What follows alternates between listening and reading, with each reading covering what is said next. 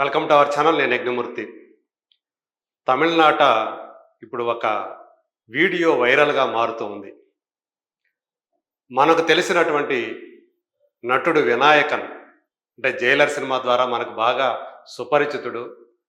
అతను అభ్యంతరకరంగా వ్యవహరించిన తీరు ఏదైతే ఉందో, అర్ధనగ్నంగా తన ఇంటి బాల్కనీ మీద చేసినటువంటి చేష్టలు ఏవైతే ఉన్నాయో అవి ఇప్పుడు దానికి సంబంధించినటువంటి వీడియో సోషల్ మీడియాలో చాలా వైరల్ అయింది. అందరూ కూడా అతని వ్యవహార శైలిపై, అతని ప్రవర్తనపై దుమ్మెత్తి పోస్తూ ఉన్నారు. ఒక పెద్ద నటుడై ఉండి ఇలా ఎలా బిహేవ్ చేస్తామంటూ కూడా అతన్ని సోషల్ మీడియా వ్యాప్తంగా, అలాగే ఈవెన్ మెయిన్ స్ట్రీమ్ మీడియా కూడా అతని మీద దుమ్మెత్తిపోయటం మనకి కనిపిస్తుంది. ఈ సందర్భంగా అతను తన ప్రవర్తనకి సిగ్గుపడుతున్నట్లుగా తను స్పందించాడు. సోషల్ మీడియా ద్వారా తన ఏదైతే సోషల్ మీడియా హ్యాండిల్ ఉందో దాని ద్వారా అతను పర్సనల్ ఫ్రంట్లో కొంచెం ఇబ్బందులు ఎదుర్కొంటం వల్ల వాడిని డీల్ చేయలేక నేను అలా ప్రవర్తించాను, ఇంకెప్పుడు కూడా ఇలాంటి తప్పు చేయనంటూ అతను సారీ చెప్పాడు. దీనికి సంబంధించినటువంటి ఒక వీడియో ఇప్పుడు మనం సోషల్ మీడియాలో ఏదైతే వైరల్ అవుతుందో ఒకసారి దాన్ని చూసే ప్రయత్నం చేద్దాం.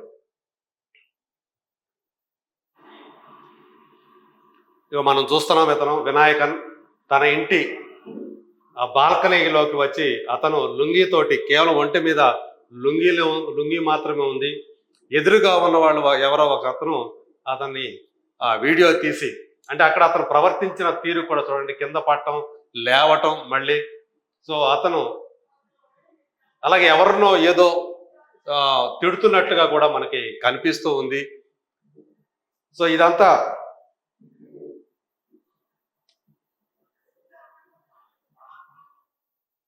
ఇది చూసినప్పుడు అందరూ కూడా, ఈ వీడియో బయటికి రావడంతో అందరూ కూడా దిగ్భ్రాంతి చెందారు.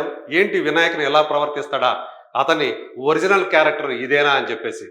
అయితే వినాయకుని ఎలా ప్రవర్తించడం, వార్తల్లోకి ఎక్కటం, వివాదాస్పదుడు కావటం ఇదే మొదటిసారి కాదు. గతంలో కూడా ఇతను వ్యవహార శైలి వార్తలకు ఎక్కింది. ఒకసారి పోలీస్ స్టేషన్కి వెళ్ళి, కొచ్చి పోలీస్ స్టేషన్కి వెళ్ళి అక్కడ పోలీసులతోనే గొడవ పెట్టుకొని అరెస్ట్ అయ్యాడు. పోలీసులు అప్పుడు అదుపులోకి తీసుకున్నారు. అట్లాగే ఒకసారి హైదరాబాద్కి వచ్చి, షూటింగ్ నిమిత్తం హైదరాబాద్కి వచ్చి ఇక్కడ ఎయిర్పోర్ట్లో అధికారులకు పట్టుపడ్డాడు. బాగా మత్తులో ఉండగా, నిషాయికి అంటే మద్యం మత్తులో ఉండి అతను కనిపించడంతో అప్పుడు కూడా ఎయిర్పోర్ట్ అధికారులు, అఫీషియల్స్ ఆయన అదుపులోకి తీసుకున్నారు. ఇలా వార్తలోకి ఎక్కటం అతనికి మామూలుగా మారిపోయిందని చెప్పేసి వినిపిస్తూ ఉంది. సో ఏదైతే అంటే స్వతహాగా మలయాళీ అయినప్పటికీ నటుడుగా అతను చాలా పెద్ద పేరు సంపాదించుకున్నాడు, మంచి పాపులారిటీ సంపాదించుకున్నాడు. ఎప్పుడో వచ్చినటువంటి తెలుగు సినిమా అసాధ్యుడు, సో మనకు తెలుసు, కళ్యాణ్ రామ్ హీరోగా యాక్ట్ చేసినటువంటి ఆ సినిమా, అందులో కూడా అతను నటించాడు, ఒక నెగిటివ్ రోల్లో కనిపించాడు. ఆ తర్వాత మళ్ళీ అతను తెలుగు సినిమాలో నటించలేదు. కానీ ఈ మధ్య వచ్చినటువంటి జైలర్ సినిమాలో అతను ప్రధాన విలన్గా అతను నటించిన తీరు ఆ సినిమా విజయంలో కూడా కీలక పాత్ర పోషించింది అని చెప్పేసి చాలామంది భావిస్తారు.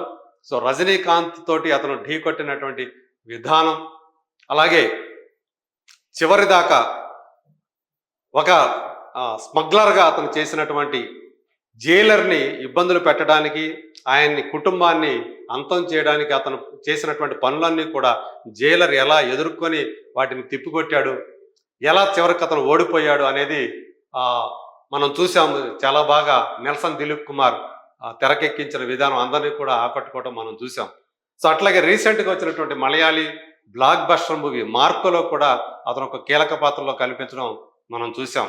సో ఇలా అటు మలయాళ సినిమాలు, తమిళ సినిమాలతోటి ఒక ప్రధాన నటుడుగా, ప్రధానమైన క్యారెక్టర్ ఆర్టిస్టుగా అతను చాలా మంచి పేరు తెచ్చుకున్నాడు. బట్ వ్యక్తిగత జీవితంలోకి వచ్చేటప్పటికి ఇలా వివాదాస్పదంగా బిహేవ్ చేస్తూ అతను ఎప్పటికప్పుడు వార్తల్లో వ్యక్తిగా రాంగ్ రీజన్స్తో వార్తల్లో వ్యక్తిగా మారుతూ ఉన్నాడు.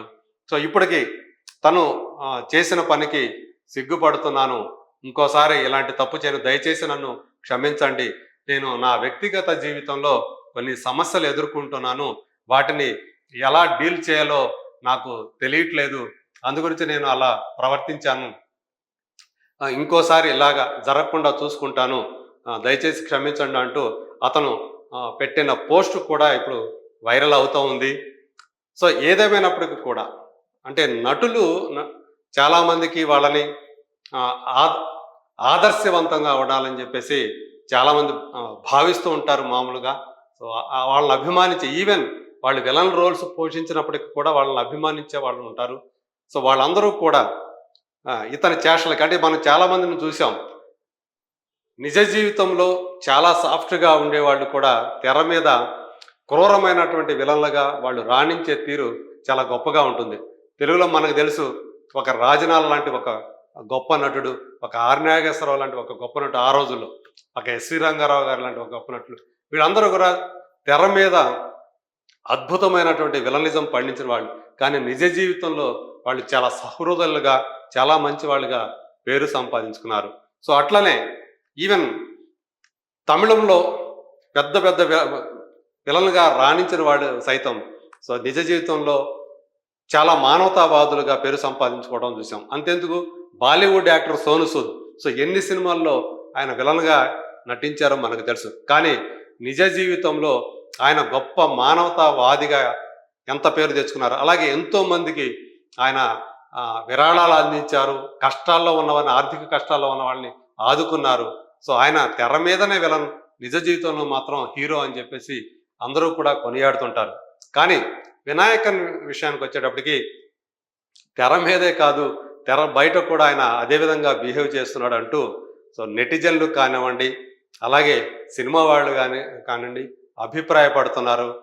సో అదే సోషల్ మీడియాలో కూడా ఆయనకు వ్యతిరేకంగా వెల్లువెత్తుతున్నటువంటి కామెంట్లు కానీ, అభిప్రాయాలు కానీ మనం చూడవచ్చు. ఏదేమైనప్పటికీ కూడా సో ఇప్పుడు ఇది ఒక అభ్యంతరకరంగా, అసభ్యకరంగా ప్రవర్తించినటువంటి మరి వినాయకన్ మీద ఇలా పబ్లిక్‌గా మరి ఏమన్నా అక్కడ ప్రభుత్వం ఏమన్నా చర్యలు తీసుకుంటుందా? పోలీసులు ఏమన్నా చర్యలు తీసుకుంటారా? అనేది మరి let us wait and see.